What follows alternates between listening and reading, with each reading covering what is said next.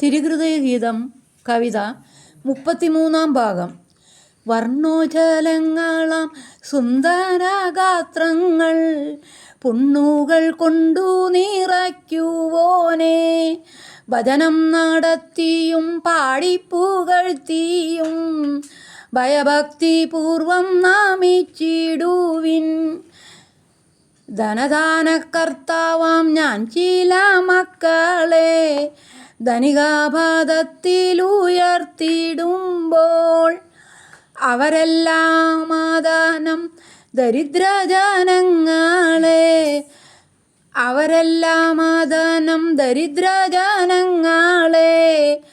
ആധുനാദാനങ്ങളാം മാർഗങ്ങളാൽ തൊഴിലുകൾ നൽകിയും വികസന ശൈലിയിൽ കഴിവുള്ള സേവനം കാഴ്ചവെച്ചും പട്ടിണിയില്ലാത്ത പരവശമില്ലാത്ത പരിശാന്തി നൃത്തം ചവിട്ടിടുന്ന പുതിയൊരു മാലോകം രൂപമെടുക്കുവാൻ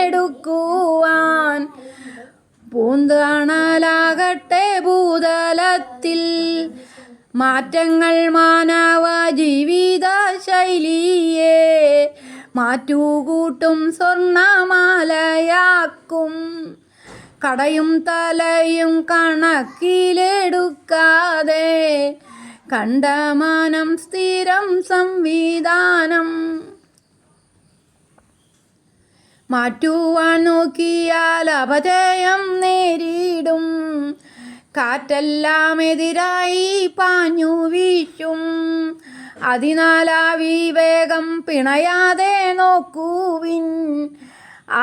അതിദൂരദൃഷ്ടി പ്രഭാവമോടെ സംരക്ഷിച്ചിടുവിൻ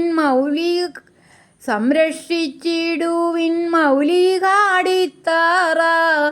സംവിധാനത്തിൻ്റെ ഭദ്രതയ്ക്കായി അഭികാമ്യമാറ്റവും പ്രതിലോമശക്തിയാൽ അസ്വസ്ഥതയ്ക്ക് കളമൊരുക്കും.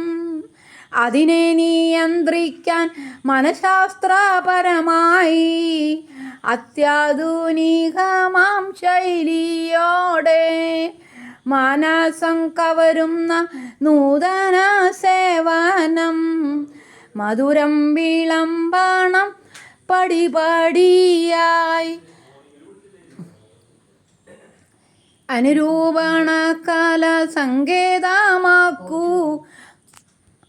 അപജയം പിണയാതെ മുന്നേറുവാൻ ഭൗമിക ശാന്തിക്ക് സകല ജനങ്ങളും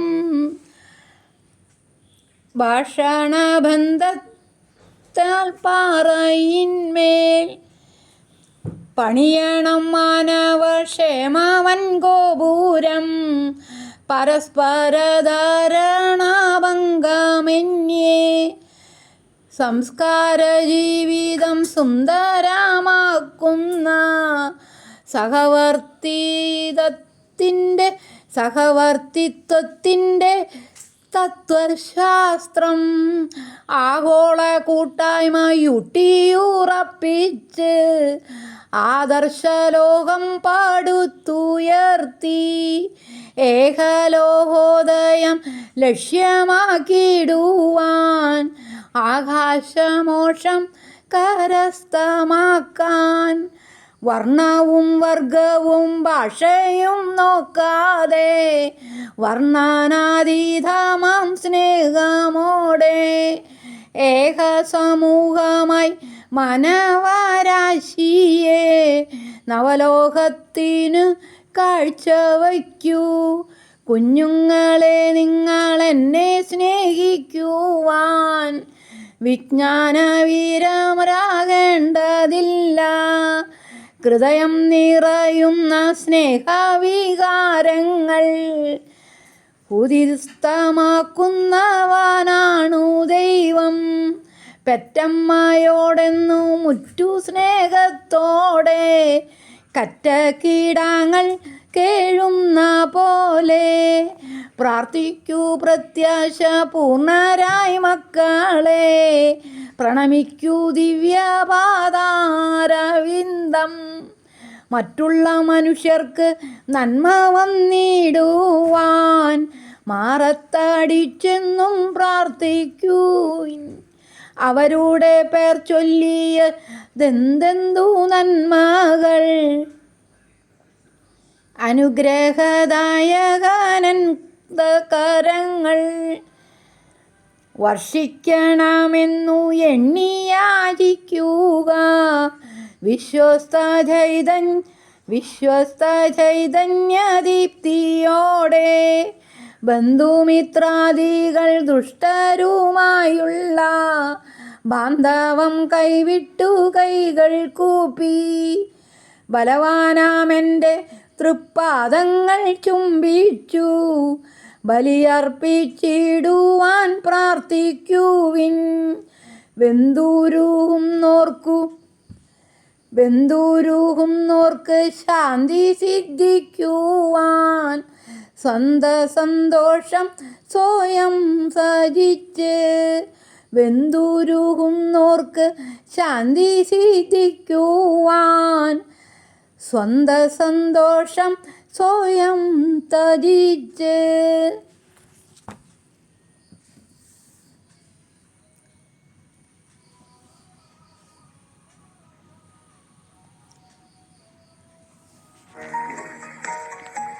ആർക്കെങ്കിലും ദാഹിക്കുന്നെങ്കിൽ അവൻ എൻ്റെ അടുക്കൽ വന്ന് കുടിക്കട്ടെ. എന്നിൽ വിശ്വസിക്കുന്നവൻ്റെ ഹൃദയത്തിൽ നിന്ന് വിശുദ്ധ ലിഖിതം പ്രസ്താവിക്കുന്നത് പോലെ ജീവജലത്തിൻ്റെ അരുവികൾ ഒഴുകും.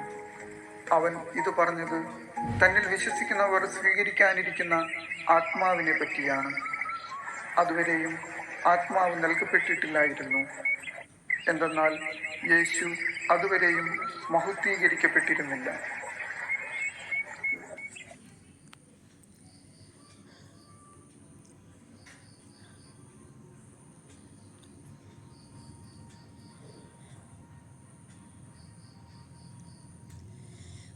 എന്നാൽ പരിശുദ്ധാത്മാവ് നിങ്ങളുടെ മേൽ വന്നു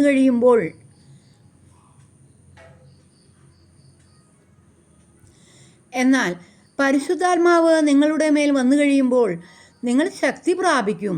ജെറുസലേമിലും യൂദയ മുഴുവനിലും സമരിയായിലും ഭൂമിയുടെ അതിർത്തികൾ വരെയും നിങ്ങൾ എനിക്ക് സാക്ഷികളായിരിക്കുകയും ചെയ്യും. അപ്പോസ്തല പ്രവർത്തനങ്ങൾ 1:8.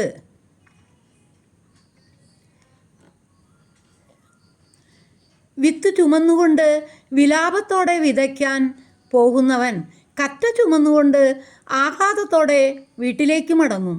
സങ്കീർത്തനങ്ങൾ 126:6.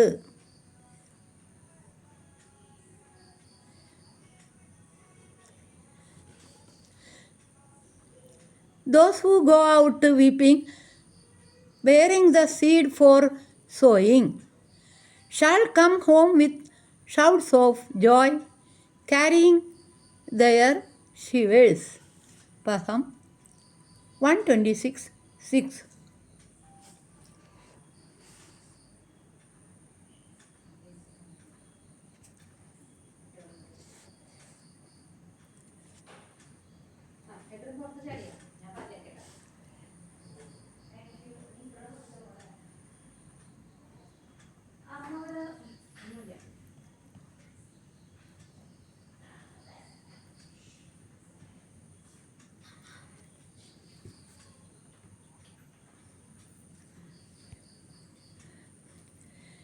നമ്മൾ അങ്ങനെയാണ്.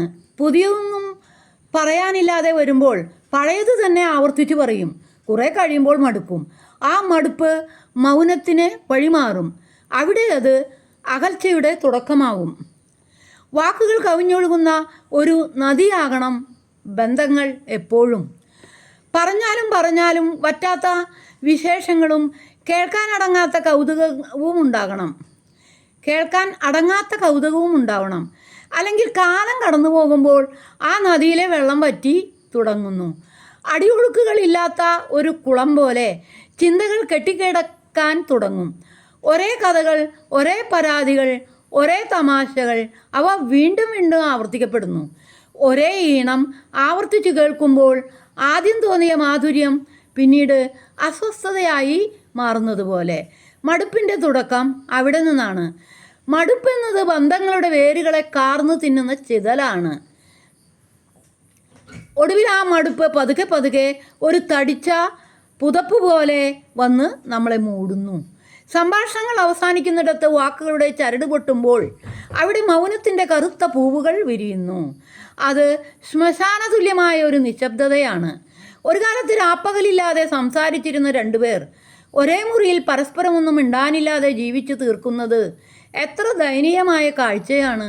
വേരുകളും ഇലകളും പരസ്പരം തൊടാതെ അകന്നു നിൽക്കുന്ന രണ്ട് വൃക്ഷങ്ങളെ പോലെ. ചുറ്റും കാറ്റുണ്ടാകാം, പക്ഷെ അവ തമ്മിൽ ഇലകൾ കൊണ്ടുപോലും മിണ്ടുകയില്ല. ചുവരിലെ വിള്ളലിലൂടെ പതുക്കെ പതുക്കെ ഒലിച്ചിറങ്ങുന്ന വെള്ളം ഒടുവിൽ ആ ചുവരിനെ തന്നെ തകർത്ത് കളയുന്നത് പോലെ. ഈ മൗനവും അകൽച്ചയും ഒരു ബന്ധത്തിൻ്റെ അടിത്തറയെ തന്നെ തകിടം മറിക്കും. ഒരിക്കൽ വാങ്ങിവെച്ചാൽ എന്നും തിളങ്ങുന്ന സ്വർണ്ണാഭരണമല്ല ബന്ധങ്ങൾ. അത് ദിവസവും തേച്ചു മിനുക്കേണ്ട ആഭരണമാണ്. പരിചരണം കുറയും തോറും തിളക്കം മങ്ങിത്തുടങ്ങും. ആവർത്തനങ്ങളിൽ നിന്ന് മാറി പുതിയ ചിന്തകളും പുതിയ അനുഭവങ്ങളും കണ്ടെത്തണം. അതിന് യാത്രകളോളം മികച്ച മറ്റൊരപാധിയുമില്ല.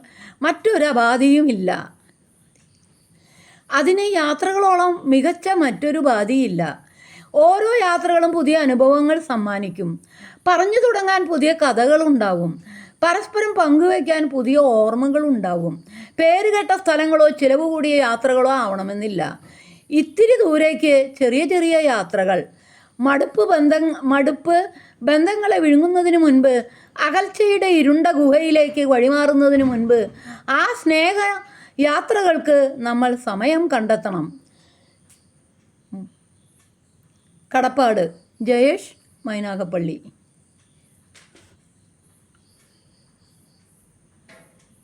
ഒരിക്കൽ സമ്പന്നനായ ഒരു വ്യാപാരിയുടെ വീട്ടിൽ നിന്ന് ലക്ഷ്മി ദേവി യാത്ര പറയാനൊരുങ്ങി. പോകുന്നതിന് മുൻപ് ദേവി പറഞ്ഞു, ഞാൻ ഇവിടെ നിന്ന് പോവുകയാണ്. ഇനി എനിക്ക് പകരം ദുരിതം വരും. പോകുന്നതിന് മുൻപ് നിനക്ക് എന്തെങ്കിലും ആഗ്രഹമുണ്ടെങ്കിൽ പറഞ്ഞോളൂ. വ്യാപാരി വിനയത്തോടെ പറഞ്ഞു, അമ്മേ, ദുരിതം വരുന്നെങ്കിൽ വന്നോട്ടെ. പക്ഷേ എൻ്റെ കുടുംബത്തിന്റെ സമാധാനവും സന്തോഷവും എപ്പോഴും നിലനിൽക്കണം. ദേവി പുഞ്ചിരിയോടെ ആ വരം നൽകി. കുറച്ചുനാൾ കഴിഞ്ഞു. ഒരു ദിവസം അദ്ദേഹത്തിന്റെ ഇളയ മരുമകൾ ഭക്ഷണം തയ്യാറാക്കവേ അതിലേക്ക് ഉപ്പിട്ടു. അവർ പോയപ്പോൾ അടുത്തു വന്ന മരുമകൾ രുചി നോക്കാതെ വീണ്ടും ഉപ്പിട്ടു. പിന്നീട് വന്ന രണ്ടുപേരും അതുതന്നെ ചെയ്തു. അന്നു രാത്രി വ്യാപാരി അത്താഴത്തിനിരുന്നു. അല്പം ആഹാരം കഴിച്ചപ്പോൾ അയാൾക്ക് കാര്യം മനസ്സിലായി. ദുരിതം കടന്നു വന്നിരിക്കുന്നു. പക്ഷേ അയാൾ ഒന്നും മിണ്ടിയില്ല, ആരെയും കുറ്റപ്പെടുത്തിയില്ല. ശാന്തമായി ഭക്ഷണം കഴിച്ച് മടങ്ങിപ്പോയി. അതിനുശേഷം മൂത്ത മകൻ വന്നു. അയാൾ ആഹാരം രുചിച്ചു നോക്കി. അച്ഛൻ എന്തെങ്കിലും പറഞ്ഞോ എന്ന് മാത്രം ചോദിച്ചു. ഒന്നും പറഞ്ഞില്ല എന്ന് കേട്ടപ്പോൾ അയാളും പ്രത്യേകിച്ചൊന്നും പറയാതെ ഭക്ഷണം കഴിച്ച് മടങ്ങിപ്പോയി. പിന്നീട് വന്ന ഓരോരുത്തരും അതുതന്നെ ചെയ്തു. ആരും ദേഷ്യപ്പെട്ടില്ല, ആരെയും കുറ്റപ്പെടുത്തിയില്ല. അന്നു രാത്രി വ്യാപാരിയുടെ സ്വപ്നത്തിൽ ദുരിതം പ്രത്യക്ഷപ്പെട്ടു. ഞാൻ പോകുകയാണ്, എനിക്ക് ഈ വീട്ടിൽ താമസിക്കാൻ കഴിയില്ല. വ്യാപാരി ചോദിച്ചു, എന്തുകൊണ്ട്? ദുരിതത്തിന്റെ മറുപടി ഇങ്ങനെയായിരുന്നു, ഇത്രയും ഉപ്പുള്ള ഭക്ഷണം കഴിച്ചിട്ടും ആരും ആരെയും കുറ്റപ്പെടുത്തിയില്ല, ആരും ദേഷ്യപ്പെട്ടുമില്ല. ഇത്രയും സ്നേഹവും സമാധാനവും നിറഞ്ഞ ഒരു കുടുംബത്തിൽ എനിക്ക് സ്ഥാനമില്ല. ഓർത്തുവെക്കാം, ജീവിതത്തിൽ ലാഭവും നഷ്ടവും ഉണ്ടാകാം, സുഖവും ദുഃഖവും കടന്നു വരും. പക്ഷേ പരസ്പരം സ്നേഹവും ബഹുമാനവും വിശാല മനസ്സും സമാധാനവുമുള്ള ഒരു കുടുംബത്തെ തകർക്കാൻ ഒരു ദുരിതത്തിനുമാകില്ല.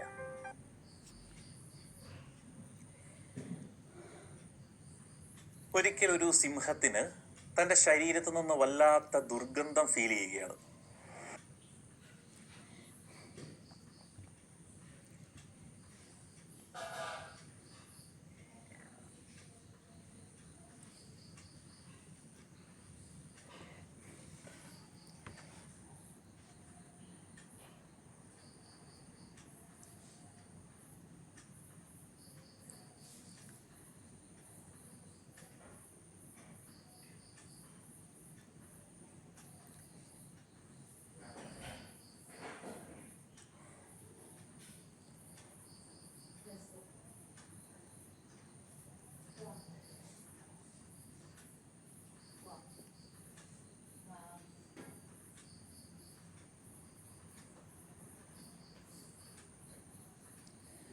എല്ലാവർക്കും നല്ലൊരു ദിവസം ആശംസിച്ചുകൊണ്ട് പ്രാർത്ഥനയോടെ ഗുഡ് നൈറ്റ്.